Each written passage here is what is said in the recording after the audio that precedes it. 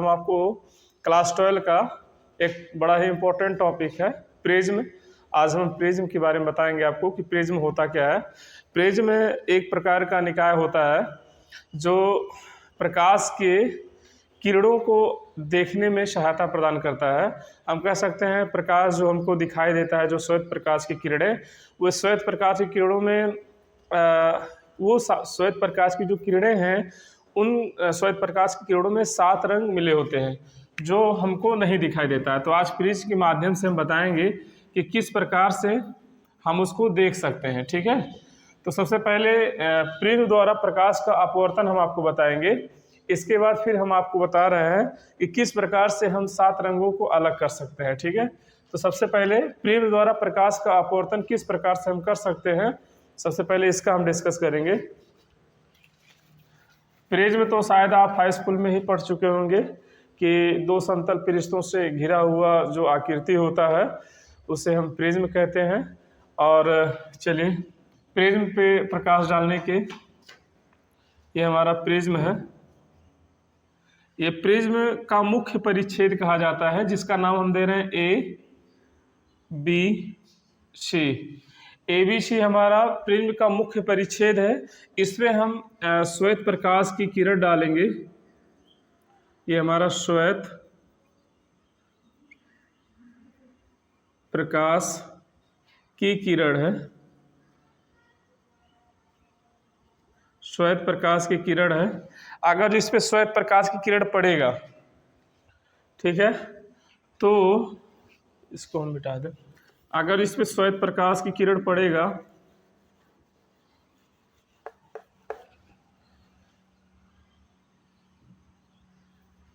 श्वेत प्रकाश की किरण पड़ेगा तो देखिए ये हमारा कौन सा मीडियम है, वायु मीडियम है, कह सकते हैं विरल माध्यम है। और ये जो हमारा प्रिज्म होता है ये कांच का बना होता है। अगर ये प्रिज्म कांच का बना है तो इसका मतलब ये सघन माध्यम है। तो जब प्रकाश विरल माध्यम से सघन माध्यम में प्रवेश करता है तो अभिलंब की ओर झुक जाता है। तो आपको क्या चाहिए कि जो आप AB पृष्ठ देख रहे हैं, इस AB पृष्ठ पे एक अभिलंब की आवश्यकता होती है। तो आपको यहाँ पे एक अभिलंब डालना होगा। तो ये हम अभिलंब डाल देंगे।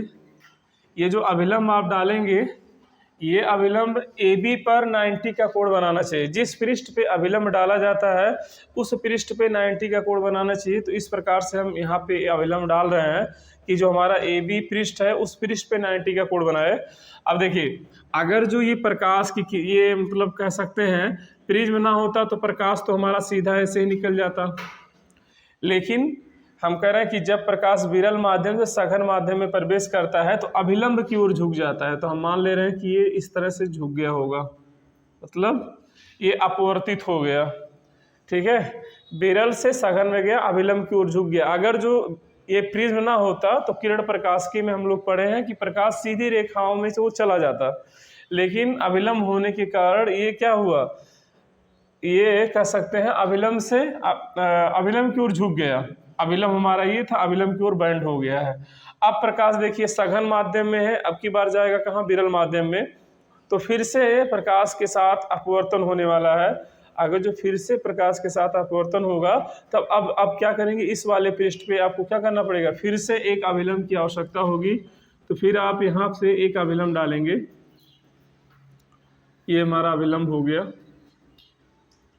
ये लाइन थोड़ा टेढ़ा हो गया था, इसको आप सही कर। फिर यहाँ से एक अभिलंब डाल देंगे। ये हमारा मान लेते हैं N1 अभिलंब था और ये हमारा N2, दोनों नॉर्मल है।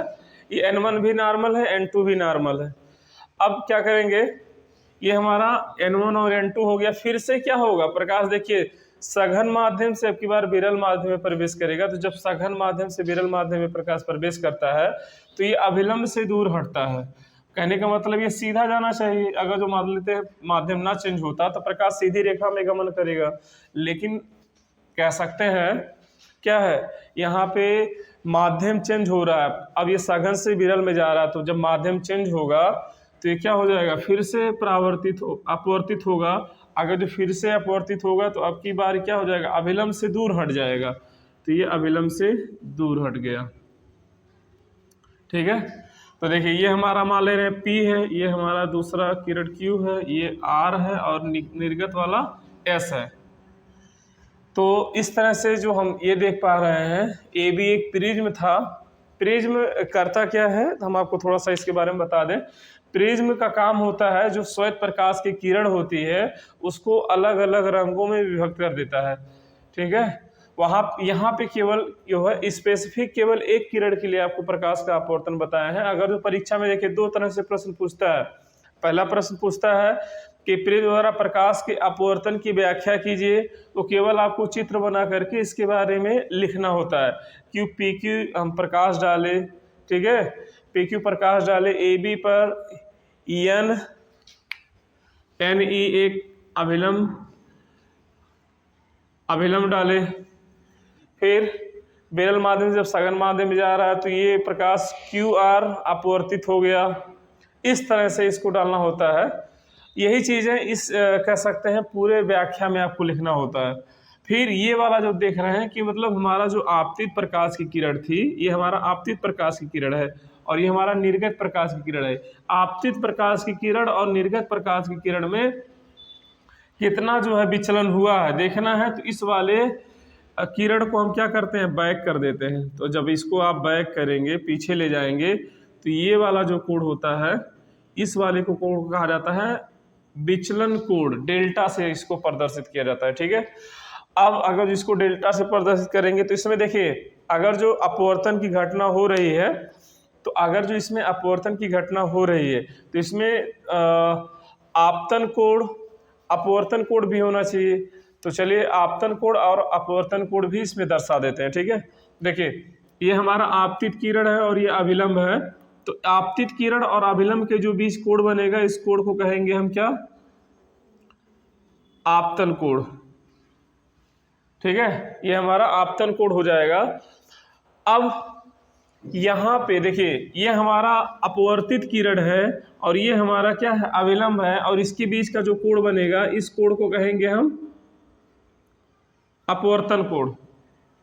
क्यों, देखिए हमारा ये अभिलंब है और ये हमारा क्या है, ये हमारा आपतित किरण है। तो इसके बीच जब जो कोण बनेगा उसको हम कहेंगे कौन सा कोण कहेंगे, आपतन कोण कहेंगे। ये हमारा अपवर्तित किरण है और अपवर्तित किरण और अभिलंब के बीच जो कोण बनेगा उसको कहेंगे अपवर्तन कोण। देखिए यही चीज यहाँ पे भी लागू करेंगे। ये हमारा अभिलंब है और ये हमारा अपवर्तित किरण है। लेकिन यहाँ पे देखिए थोड़ा सा दिक्कत ये होता है, ये जो आप देख रहे हैं I1 और ये जो देख रहे हैं आप N2RS, ये वाला कोण और ये वाला कोण, देखिए प्रकाश विरल माध्यम से आप मतलब इस प्रिज्म पे डाला गया था और प्रिज्म से विरल माध्यम में निकल गया है, ठीक है। तो जब आपको लेना है तो ये वाला कोण जब आप लेंगे तो इसको I2 लेना है और इस वाले कोण को आपको लेना होता है R2। इसके पीछे के कुछ कारण होते हैं। कारण क्या है कि देखा गया है कि I1 और I2 एक दूसरे के बराबर होते हैं, इसलिए इसको हम लोग जो है आपतित किरण ना मानते हुए हम इसको आपतित किरण मानते हैं, जबकि ये हमारा अपवर्तित किरण है। और इस कोण के लिए ये हमारा, इसे मान लेते हैं इस प्रकाश के किरण के लिए जो हम इस पहले PQ प्रकाश की किरण जो आपतित किए थे, इसके लिए ये हमारा अपवर्तित प्रकाश की किरण है, कौन सी, QR। लेकिन अगर जो हम QR के लिए देखें तो RS हमारा अपवर्तित किरण है। लेकिन ये RS को आपको अपवर्तित किरण ना मानते हुए QR को आप अपवर्तित किरण मानेंगे और यहाँ पे आपको क्या लेना है, अपवर्तन कोण लेना, और ये हमारा होगा आपतन कोण। तो हम इसको देखिए, ये हमारा हो गया आपतन कोण, ये भी हमारा हो गया आपतन कोण, ये हमारा हो गया अपवर्तन कोण, ये भी हमारा हो गया अपवर्तन कोण। अब इसमें जितनी भी चीज़ें लिखी हुई हैं, जैसा कि हम आपको पहले ही बताए हैं, इसमें जितनी भी चीज़ें लिखी हुई हैं सब चीज़ों को उसके बारे में आपको लिख देना है कि माना ABC एक मुख्य परिच्छेद है, इसमें श्वेत प्रकाश की किरण PQ डाला जा रहा है, ठीक है। जो QR अपवर्तित हो गया है, RS निर्गत प्रिज्म से निर्गत प्रकाश की किरण है, ठीक है। ENQP आपतन कोण है, EN2P EN2RS हमारा कह सकते हैं अपवर्तन कोण है जिसका मान है I2। क्यू ई आर अपवर्तन कोण है, आर ई कह सकते हैं, इसका नाम देंगे ई आर क्यू, ये वाला कोण हो गया ई आर क्यू, इसका ये भी हमारा क्या है, अपवर्तन कोण ही है, जिसका मान कितना है N2 R2 है। और डेल्टा जो हमारा यहाँ पे बना हुआ है यम, डेल्टा यम नहीं कहेंगे, डेल्टा केवल कह रहे हैं, डेल्टा यम भी इसको बोलते हैं अल्पतम विचलन के लिए। तो डेल्टा हमारा जो यहाँ पे या डेल्टा यम बना हुआ है, इसको कहते हैं अल्पतम विचलन कोण। अल्पतम विचलन कोण का मतलब है कि हमारा जो श्वेत प्रकाश की किरण था और निर्गत जो प्रकाश की किरण है, उसमें कितना जो है बदलाव हो गया है, कितना वो बदल गया है, वो हमारा अल्पतम विचलन कोण है। आई होप कि आप सभी लोगों को समझ में आ गया होगा। इसका दूसरा पार्ट है जो इसी चित्र से आधारित है, इस चित्र से आधारित है, बस उसमें आपको अल्पतम विचलन के लिए डेरिवेशन करना होगा। ठीक है, तो अगले वीडियो में हम आपको बताएंगे किस प्रकार से हम इसका डेरिवेशन करेंगे। और ये जो हम आपको बता रहे थे, ये प्रिज्म द्वारा प्रकाश का अपवर्तन था। ठीक है, जो क्लास 12 और 10 दोनों में ही कह सकते हैं कॉमन है, दोनों लोगों के लिए ये हो सकता है। ठीक है, 12 में अल्पतम विचलन का डेरिवेशन है, जबकि 10th में अल्पतम विचलन की डेरिवेशन नहीं है। बस इतना ही अंतर है, बाकी दोनों के लिए लगभग सेम है। आई होप कि आप सभी लोगों को समझ में आ गया होगा। यदि आपको समझ में आ गया है, यदि हमारे फेसबुक पेज पे है तो वहाँ पे आप कृपया हमें फॉलो कर लें, और यूट्यूब चैनल पे है तो वहाँ पे हमको सब्सक्राइब कर लें। धन्यवाद।